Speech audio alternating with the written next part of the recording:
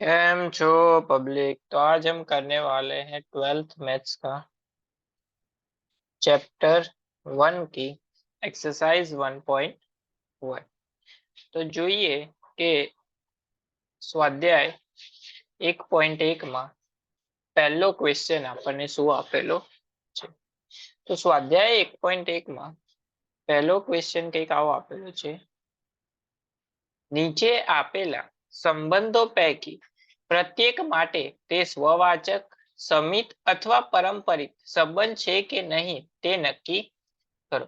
એટલે આપણને પહેલા ક્વેશ્ચનમાં જેટલા પણ સંબંધ આર આપેલા છે એના માટે એ સ્વવાચક થશે, સમિત થશે અથવા તો પરંપરિત સંબંધ થશે। ત્રણેયમાંથી કયો સંબંધ થશે અથવા તો ત્રણેય થાય તે આપણે ચેક કરવાનું છે। ચલો જોઈએ તો સૌથી પહેલા પહેલો સવાલ। તો પહેલો સવાલ કંઈક એવો આપેલો છે, ગણ એ આપણને આપેલો છે 1, 2, 3 થી લઈને 14 સુધી પર વ્યાખ્યાયિત સંબંધ r is equal to X Y, જ્યાં ફંક્શન આપણને આપેલું છે 3x, વિધેય આપેલો છે 3x minus Y is equal to 0। ચલો જોઈએ આનો ઉત્તર। તો સૌથી પહેલા તો આપણને જે વિધેય આપેલો છે એ લખી દઈએ 3x માઇનસ વાય બરાબર 0। તો આને આપણે આ રીતે લખી શકાય 3x બરાબર y, જ્યાં x ની અને y ની વેલ્યુ ક્યાંથી લેવાની છે, આ એ સેટમાંથી લેવાની છે। ચલો લઈ લઈએ અને r તૈયાર કરી નાખીએ। તો આપણો સંબંધ r શું થઈ જશે, જો આપણે x ની જગ્યાએ 1 મૂકીએ તો શું થાય, x ની જગ્યાએ તો 1, તો y ની જગ્યાએ શું આવશે 3। એ જ રીતે જો x ની જગ્યાએ 2 મૂકીએ તો y ની જગ્યાએ શું આવે 6। એ જ રીતે જો x ની જગ્યાએ 3 મૂકીએ તો 3 તરી 9, અને જો x ની જગ્યાએ 4 મૂકીએ તો 4 તરી 12। હવે 5 મૂકીશું તો શું થશે, 5 તરી 15, તો 15 એ અહીંયા સેટમાં ગણમાં આપેલો નથી, તો એ આવશે નહીં। એનો મતલબ એવો થયો કે આપણા સંબંધમાં માત્ર આ 4 ઘટકો જ આવશે। હવે એના માટે જોવાનું કે એ સ્વવાચક થશે, સમિત થશે કે પરંપરિત થશે। ચલો તો સૌથી પહેલા જોઈએ કે સ્વવાચક થશે કે નહીં। સ્વવાચક માટે નામ એવું જ કામ, સ્વ એટલે પોતે જ પોતાનો સંબંધ હોય, એટલે કે એ કોઈ ઘટક લઈએ એનો સંબંધ પોતાની જોડે હોય, એનો મતલબ એવો કે એ બિલોંગ્સ ટુ આર હોવો જોઈએ। ચલો અહીંયા આગળ આપણને ટોટલ 14 ઘટક આપેલા છે, તો સૌથી પહેલા તો એક ઘટક લઈએ 1 લઈએ તો જુઓ 1 આપણા આરમાં નથી, does not belongs to R. એનો મતલબ એવો થયો કે આપેલો સંબંધ એ સ્વવાચક સંબંધ નથી। એના પછી બીજો સંબંધ જોઈએ આપણે, સમિતતાનો સંબંધ। તો સમિતતા માટે શું થશે, સમિતતા એવું કહે કે જો એ નો સંબંધ બી જોડે હોય તો બી નો સંબંધ પણ એ જોડે હોવો જોઈએ। ચલો ચેક કરીએ, એક ઘટક લઈએ 1 3 બિલોંગ્સ ટુ આર છે, સંબંધમાં છે, પણ જુઓ એનું ઊંધું લઈએ આપણે 3 1, તો એ does not belongs to R, એ આરમાં નથી। એનો મતલબ એ થયો કે આપેલો સંબંધ એ સમિત સંબંધ નથી। એના પછી જોઈએ આપણે ત્રીજું છેલ્લું પરંપરિત સંબંધ માટે। પરંપરિત સંબંધ શું કહે છે કે જો એ નો સંબંધ બી જોડે હોય અને બી નો સંબંધ જો સી જોડે હોય તો એ નો સંબંધ સી જોડે થવો જોઈએ। તો જોઈએ આપણે બે ઘટક લઈએ, જેમ કે લઈએ 1 અને 3 બિલોંગ્સ ટુ આર છે, સંબંધમાં છે, આ છે। એ જ રીતે બીજો ઘટક લઈએ 3 અને 9 બિલોંગ્સ ટુ આર, એ પણ સંબંધમાં છે। તો પરંપરિતની વ્યાખ્યા પ્રમાણે 1 અને 9 નો પણ સંબંધ હોવો જોઈએ, એટલે કે 1 અને 9 બિલોંગ્સ ટુ આર હોવા જોઈએ, પણ જુઓ નથી, તો does not belongs to R. એટલે આપણને જે સંબંધ આપ્યો છે એ પરંપરિત પણ નથી. તો આ જે સવાલ હતો એ સ્વવાચક પણ નહીં થાય, સમિત પણ નહીં થાય અને પરંપરિત પણ નહીં થાય. જોઈએ હવે બીજો સવાલ. બીજો સવાલ કંઈક એવો આપેલો છે કે પ્રાકૃતિક સંખ્યાઓનો ગણ આપણને આપેલો છે, એના ઉપર વ્યાખ્યાયિત સંબંધ આર આપેલો છે એક્સ વાય, જ્યાં વિધેય છે y is equal to X plus Y, જ્યાં એક્સ ની કિંમત લેસ ધેન 4, એટલે એક્સ ની કિંમત 4 કરતા નાની લેવાની છે. હવે આપણને ખબર હોય કે પ્રાકૃતિક સંખ્યા ક્યાંથી ચાલુ થાય, 1 થી ચાલુ થાય. 4 થી નાની એટલે 1, 2 અને 3 ખાલી વેલ્યુ લેવાની થશે. ચલો ઉત્તર જોઈએ. તો સૌથી પહેલા તો આપણે આર તૈયાર કરી લઈએ. તો આર શું થશે? લેસ ધેન 4 તો ચાલુ થશે 1 થી. જો એક્સ ની જગ્યાએ 1 લઈએ તો y is equal two 1 plus 5 શું થઈ જશે? 6. એ જ રીતે જો 2 લઈએ તો 2 પ્લસ 5 શું થઈ જશે? 7. એ જ રીતે જો 3 લઈએ તો 3 પ્લસ 5 શું થઈ જશે? 8. એના કરતા મોટી કિંમત એક્સ ની લેવાશે નહીં. એક્સ ની કિંમત નહીં લઈએ તો વાય ની કિંમત પણ મળશે નહીં. તો આ સેટમાં આપણને આ 3 ઘટકો મળ્યા. હવે એના માટે પણ ચેક કરીએ જે રીતે આગળ કર્યું એ માટે. સૌથી પહેલા સ્વવાચક માટે. સ્વવાચક નામ એવું જ કામ, પોતાની જોડે પોતાનો સંબંધ, એટલે કે એ રિલેટેડ ટુ એ થવું જોઈએ. ચલો કોઈ ઘટક લઈ લઈએ 1. તો 1 1 સંબંધમાં હોવો જોઈએ, પણ જુઓ 1 1 આરમાં નથી. એનો મતલબ કે આપેલો સંબંધ એ સહવાચક સંબંધ નથી. એના પછી બીજો સંબંધ જોઈએ, જે છે સમિતતાનો સંબંધ. સમિતતાનો સંબંધ એવું કે જો એનો સંબંધ બી જોડે હોય તો બી નો સંબંધ પણ એ જોડે હોવો જોઈએ. ચલો ઉદાહરણ લઈએ. એક ઉદાહરણ લઈ લઈએ 1 6 નું. 1 6 બિલોંગ્સ ટુ આર. 1 6 વચ્ચે સંબંધ છે, પણ 6 1 વચ્ચે સંબંધ નથી. જુઓ એ આપણા આરમાં નથી, does not belongs to R. એનો મતલબ એ થયો કે આપેલો સવાલ એ સમિતતાનો સંબંધ ધરાવતો નથી. એના પછી ત્રીજો છેલ્લો જોઈએ આપણે સંબંધ, જે છે પરંપરિતતાનો સંબંધ. એ સંબંધ કંઈક એવું કે જો એનો સંબંધ બી જોડે હોય અને બી નો સંબંધ જો સી જોડે હોય તો ઓટોમેટિકલી એનો સંબંધ સી જોડે થવો જોઈએ. ચલો એક ઉદાહરણ લઈએ. 1 6 લઈએ. 1 6 બિલોંગ્સ ટુ આર. પણ જુઓ અહીંયા આપણા આરમાં એવો કોઈ ઘટક જ નથી કે જે આના પાછળના એલિમેન્ટ જોડે ઘટક જોડે શું થતો હોય? મેચ થતો હોય. તો અહીંયા જે સંબંધ આપેલો છે એ પરંપરિત પણ નહીં થાય, કારણ કે અહીંયા આપણે કોઈ એવું ઉદાહરણ વિચારી જ શકતા નથી.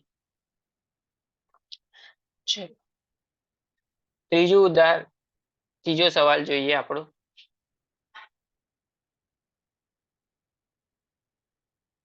ત્રીજો સવાલ કઈક એવો આપેલો છે કે ગણ એક ગણ આપેલો છે 1 2 3 4 5 and 6 પર વ્યાખ્યાયિત સંબંધ છે, જ્યાં સંબંધ આપેલો છે એક્સ વાય, જ્યાં વિધેય શું છે?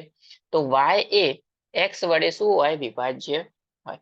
એટલે વાય ની કિંમત એવી લેવાની જે એક્સ વડે શું કરી શકાય? ભાગી શકાય. તો ચલો સૌથી પહેલા તો આપણે આર તૈયાર કરી દઈએ. આપણી પાસે સેટ કયો આપેલો છે? ગણ 1 થી 6. ચલો તો આપણને ખબર છે કે 1 તો બધી જ કિંમતો વડે ભગાશે, તો 1 1 થી પણ ભગાશે, 1 2 વડે પણ ભાગી શકાય, 1 3 1 4 1 5 અને 1 6 બધા વડે ભાગી શકાશે. હવે વારી આવી 2 ની. તો 2 પોતે બધા જ નંબર પોતાના વડે તો ભાગી જ શકાય, તો 2 2 વડે ભાગી શકાય. 2 ને 4 વડે પણ ભાગી શકાય, 4 ને 2 વડે પણ ભાગી શકાય. એ જ રીતે 2 થી 6 ને પણ ભાગી શકાય. તો આની આગળ કઈ આવશે નહીં. હવે જોઈએ 3 માટે. તો 3 ને સૌથી પહેલા તો પોતાનાથી ભગાશે, 3 3 થી ભગાશે, બાકી 3 6 થી ભાગી શકાશે. એ જ રીતે 4 માટે કઈ આવશે નહીં, ખાલી શું આવશે? 4 4. પછી આવશે 5 માટે પણ કઈ નહીં, 5 5 અને 6 6. દરેક નંબર પોતાનાથી ભાગી શકાશે. હવે આના માટે જોઈએ કે એ ત્રણેય કન્ડિશનમાંથી કયો થશે અને કયો નહીં થાય. સૌથી પહેલા જોઈએ સ્વવાચકતાનો સંબંધ. સ્વવાચકતા એવું કહે કે પોતાની જોડે સંબંધ હોવો જોઈએ. તો જુઓ 1 1 બિલોંગ્સ ટુ આર છે, આ આરમાં છે. એ જ રીતે 2 2 પણ આરમાં છે, 3 3 પણ આરમાં છે, 4 4 પણ આરમાં છે, 5 5 પણ છે અને 6 6 પણ છે. તો એના બધા જ ઘટકો પોતાની સાથે સંબંધ ધરાવે છે. એનો મતલબ એવો થયો કે આપેલું ઉદાહરણ એ સ્વવાચકતાનું ઉદાહરણ છે. ચલો હવે બીજું જોઈએ કે સમિતતા ધરાવે છે કે નહીં. બીજું સમિતતા ધરાવે છે કે નહીં. સમિતતા એવું કહે છે કે જો એનો સંબંધ બી જોડે હોય તો બી નો સંબંધ પણ એ જોડે હોવો જોઈએ. ચલો ઉદાહરણ લઈએ 1 2 નું. 1 2 બિલોંગ્સ ટુ આર, એનો મતલબ એવો કે 1 અને 2 વચ્ચે સંબંધ છે.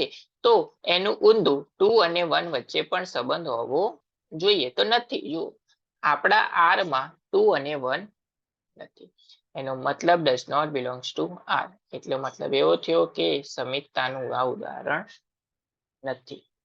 એના પછી ત્રીજું જોઈએ આપણે પરંપરિતતાનો સંબંધ. પરંપરિતતાનો સંબંધ એવું કે છે કે એનો સંબંધ જો બી જોડે હોય અને બી નો જો સંબંધ સી જોડે હોય તો એનો સંબંધ સી જોડે થવો જોઈએ. ચલો ઉદાહરણ લઈને જોઈ લઈએ. 1 2 ઉદાહરણ લીધું. 1 2 બિલોંગ્સ ટુ આર એ સંબંધમાં છે. આ છે આર્યું. એ જ રીતે 2 4 2 4 ઓલ્સો બિલોંગ્સ ટુ આર. હા 2 4 એ આર માં સંબંધમાં છે. તો 1 અને 4 વચ્ચે પણ શું થવો જોઈએ? સંબંધ થવો જોઈએ. તો આ થશે. 1 અને 4 પણ આપણા સંબંધમાં આપેલું છે. એટલા માટે આપણે 1 અને 4 બિલોંગ્સ ટુ આર, તો અહીંયા પરંપરિતતાનો સંબંધ પણ થશે. તો આ જે ઉદાહરણ આપેલું છે આપણને સવાલ, એ સ્વવાચકતા થશે અને પરંપરિતતાનો સંબંધ સાબિત કરે છે. ચલો એના પછી આગળ જોઈએ સવાલ નંબર 4. પૂર્ણાંકોના ગણ Z પર વ્યાખ્યાયિત સંબંધ R આપણે લેવાનો છે. જ્યાં x માઇનસ y કરીએ એ હંમેશા કેવો મળવો જોઈએ? પૂર્ણાંક મળવો જોઈએ. તો જુઓ ઉત્તર જોઈએ આનો. આપણને સૌથી મોટો ઘટક શું આપેલો છે? Z આપેલો છે. ગણ આપણી પાસે શું આપેલો છે? Z આપેલો છે. Z માંથી આપણે બધા ઘટકો લેવાના છે. ચલો લઈએ. તો સૌથી પહેલા સ્વવાચકતા માટે શું થશે? સ્વવાચકતા માટે સ્વવાચકતા એટલે પોતાની જ સાથે સંબંધ હોય, એટલે કે એ. ચલો આપણે અહીંયા x માં આપેલું છે તો x નો પોતાની જ સાથે સંબંધ હોવો જોઈએ. એનો મતલબ એવો કે y ની જગ્યાએ પણ શું આવશે? x. તો x minus x is equal two શું થાય? 0. તો 0 આપણે લખી શકીએ કે 0 બિલોંગ્સ ટુ z. 0 શેમાં હશે? z માં હશે. તો પૂર્ણાંક હશે. એટલા માટે કહી શકીએ કે બિલોંગ્સ ટુ આર. એટલા માટે આ જે સંબંધ છે એ સ્વવાચકતાનો સંબંધ દર્શાવે છે. હવે એના પછી જોઈએ બીજું સમિતતાનો સંબંધ. સમિતતાનો સંબંધ એવું કહે છે કે જો એનો સંબંધ બી જોડે હોય તો બી નો સંબંધ પણ એ જોડે થવો જોઈએ. ચલો જોઈએ. જો આપણે x અને y બિલોંગ્સ ટુ આર લઈએ તો શું થશે? x અને માઇનસ y નો જવાબ શું આવશે? આપણને પૂર્ણાંક જ આવશે. તો આપણે આનું ઊંધું પણ લખી શકીએ કે y માઇનસ x જો કરીશું તો એ પણ શું આવશે? હંમેશા પૂર્ણાંક જ આવશે. તો કહી શકાય કે yx also belongs to R. એ બંને સંબંધમાં છે. એટલા માટે કહી શકાય કે અહીંયા સમિતતાનો સંબંધ પણ સાબિત થાય છે. એના પછી ત્રીજું પરમપરિતતાનો સંબંધ. પરમપરિતતાનો સંબંધ એવું કહે છે કે જો A નો સંબંધ B જોડે હોય અને B નો સંબંધ જો C જોડે હોય તો A નો સંબંધ C જોડે થવો જોઈએ. ચલો ઉદાહરણ લઈને જોઈએ. તો x y બિલોંગ્સ ટુ જો આપણે સંબંધમાં લઈએ તો શું થશે? x માઇનસ y શું મળશે? આપણને પૂર્ણાંક મળશે. એ જ રીતે બીજું y અને z બિલોંગ્સ ટુ r લઈએ તો y માઇનસ z આપણને શું મળશે? પૂર્ણાંક મળશે. જો આ બંનેને આપણે પ્લસ કરી દઈએ, પ્લસ કરીએ તો શું થાય? x minus y plus y minus z. તો plus y minus y cancel, તો વધ્યું શું? x minus z. તો x માઇનસ z એ પણ શું હશે? હંમેશા પૂર્ણાંક જ હશે. એનો મતલબ એવો થયો કે એ બિલોંગ્સ ટુ ક્યાં હશે? સંબંધમાં હશે. એટલા માટે કહી શકાય કે એ પરમપરિતતાનો સંબંધ પણ દર્શાવે છે. તો અહીંયા જુઓ, સ્વવાચકતાનો પણ સંબંધ થાય છે, સમિતતાનો પણ થાય છે અને પરમપરિતતાનો સંબંધ પણ સાબિત થાય છે. એટલે આ જે સવાલ આપેલો છે એ આપણને સામ્ય સંબંધ દર્શાવે છે. સામ્ય સંબંધ કોને કહેવાય? જો ત્રણે ત્રણ સાબિત થતા હોય તો કહી શકાય કે શું છે? સામ્ય સંબંધ છે. એના પછી બહુ જ સિમ્પલ સવાલો આપેલા છે, જોઈએ. કોઈ ચોક્કસ સમયે કોઈ નગરના વસ્તીના મુખ્ય ગણોમાં ગણ લીધેલો છે. એક ગામની વસ્તીનો, નગરની વસ્તીઓનો ગણ આપેલો છે. એના માટે અલગ અલગ સંબંધ આપેલા છે. પહેલો સંબંધ એવું કહે છે કે એક્સ વાય, જ્યાં એક્સ અને વાય એક જ સ્થળ ઉપર કામ કરતા હોય. તો આપણે પહેલું લઈએ કે સ્વવાચકતા માટે. તો સ્વવાચકતા શું થાય? પોતાની જ સાથે પોતાનો સંબંધ, એટલે કે એ નો એ સાથે સંબંધ. એક્સ માં આપેલું છે તો એક્સ એક્સ લઈ લઈએ.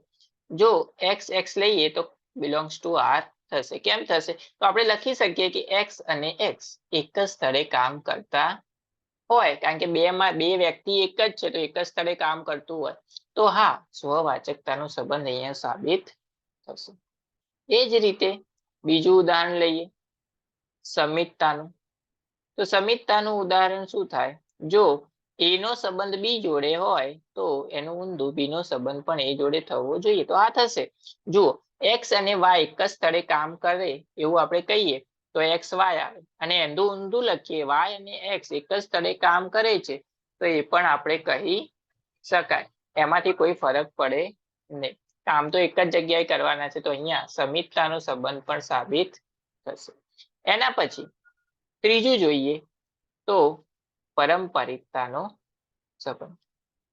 પરમપરિતતાનો સંબંધ શું કહે છે કે જો એ નો સંબંધ બી જોડે હોય અને બી નો સંબંધ જો સી જોડે હોય તો એ નો સંબંધ પણ સી જોડે થવો જોઈએ. તો હા થશે. કેમ? જો આપણે બે વ્યક્તિ લઈએ એક્સ અને વાય એક જ સ્થળે કામ કરે છે, બીજા બે વ્યક્તિ લઈએ વાય અને ઝેડ જે એક જ સ્થળે કામ કરે છે, તો આપણે કહી શકીએ કે એક્સ વાય અને ઝેડ ત્રણે ત્રણ વ્યક્તિ એક જ સ્થળે કામ કરે છે. તો અહીંયા પરમપરિતતાનો સંબંધ પણ સાબિત થશે. તો અહીંયા ત્રણે ત્રણ સંબંધ સાબિત થયા. એનો મતલબ કે આ ઉદાહરણ શેનું હતું? સામ્ય સંબંધનું ઉદાહરણ હતું. ચલો એના પછી જોઈએ એમાં જ સવાલ નંબર બી. આર બરાબર સંબંધ આપેલો છે એક્સ વાય, જ્યાં એક્સ અને વાય એક જ વિસ્તારમાં રહે છે. તો અહીંયા જેમ આગળ કર્યું એમ સ્વવાચકતા માટે શું થશે? સ્વવાચકતા સાબિત થશે. હા, કારણ કે એક એક્સ અને એક્સ કોઈ વ્યક્તિ એક જ વિસ્તારમાં રહેતું હોય એ આપણે કહી શકાય, કારણ કે વ્યક્તિ એક જ છે. એક્સ અને એક્સ એક જ વ્યક્તિ એક જ વિસ્તારમાં રહે છે એવું કહી શકાય. ચલો બીજું જોઈએ સમિતતા માટે કે એક્સ અને વાય એક જ વિસ્તારમાં રહે છે તો વાય અને એક્સ પણ એક જ વિસ્તારમાં રહે છે એવું આપણે કહી શકીએ. એનું ઊંધું પણ કહી શકીએ. તો એ પણ સાબિત થશે. અને ત્રીજું પરમપરિતતા પણ સાબિત થશે કે ત્રણ વ્યક્તિઓ લીધા એક્સ વાય અને ઝેડ. એક્સ અને વાય એક જ વિસ્તારમાં રહે છે અને વાય અને ઝેડ એક જ વિસ્તારમાં રહે છે. તો આપણે એવું કહી શકીએ કે એક્સ અને ઝેડ પણ એક જ વિસ્તારમાં રહે છે. તો અહીંયા 3 એ 3 સંબંધ સાબિત થશે, એટલે આ ઉદાહરણ પણ સામ્ય સંબંધનું ઉદાહરણ છે. ચલો એના પછી જોઈએ સવાલ નંબર 3. સંબંધ આપેલો છે r બરાબર એક્સ વાય, જ્યાં એક્સ ની ઊંચાઈ વાય ની ઊંચાઈ કરતા બરાબર કેટલી વધારે છે? 7 વધારે છે. તો અહીંયા સૌથી પહેલા સ્વવાચકતા માટે તો આપણે ધારો કે મારી ઊંચાઈ કોઈ મીટર લઈએ, આપણે સેન્ટીમીટરમાં લઈએ, તો હું મારી ઊંચાઈ કરતા 7 વધારે ક્યારે હોઈ શકું નહીં. તો એના માટે સ્વવાચકતાનો સંબંધ સાબિત થશે નહીં.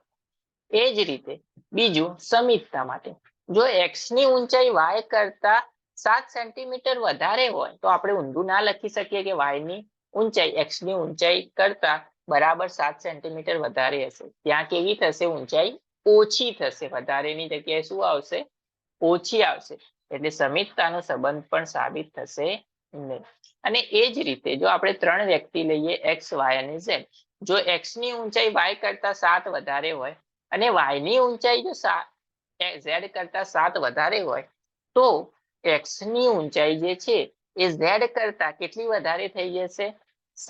14 ગણી વધારે થઈ જશે, 14 સેન્ટીમીટર વધારે થઈ જશે. એટલા માટે અહીંયા પરંપરિતતાનો સંબંધ પણ સાબિત થશે નહીં. તો આ ઉદાહરણમાં ત્રણેયમાંથી કોઈ પણ સંબંધ સાબિત થશે નહીં. એ જ રીતે સવાલ જોઈએ ડી. એમાં જોઈએ સંબંધ r બરાબર એક્સ વાય, જ્યાં સંબંધ આપેલો છે એક્સ એ વાય ની શું હોય? પત્ની હોય. તો સ્વવાચકતા માટે તો નહીં જ થાય, કારણ કે કોઈ પણ વ્યક્તિ પોતાની પત્ની હોઈ શકે નહીં. ઊંધું. બીજું સમીપતા માટે, એક્સ એ વાય ની પત્ની છે, તો આપણે એવું ના કહી શકીએ કે વાય એ એક્સ ની પત્ની છે. એ શું થાય? પતિ થાય. તો અહીંયા સમીપતાનો સંબંધ પણ ખોટો છે. અને ત્રીજું કે એક્સ એ વાય ની પત્ની છે, વાય એ ઝેડ ની પત્ની છે, તો એક્સ એ ઝેડ ની પત્ની થાય નહીં. તો અહીંયા 3 એ 3 સંબંધ સાબિત થતા નથી. એના પછી જોઈએ સવાલ નંબર ઈ, છેલ્લો. r બરાબર રિલેશન સંબંધ બરાબર એક્સ વાય, જ્યાં એક્સ એ વાય નો શું હોય? પિતા છે. તો પહેલું સ્વવાચકતા માટે એક્સ એ એક્સ નો કોઈ દિવસ પિતા હોઈ શકે નહીં. કોઈ પણ વ્યક્તિ પોતાનો પિતા હોઈ શકે નહીં. તો અહીંયા સૌથી પહેલો સવાલ શું થશે? સ્વવાચકતા સંબંધ સાબિત થશે નહીં. બીજો, એક્સ એ વાય નો જો પિતા હોય તો વાય એ એક્સ નો શું થયો કહેવાય? છોકરો થયો કહેવાય. તો અહીંયા સમીપતાનો સંબંધ પણ સાબિત થશે નહીં.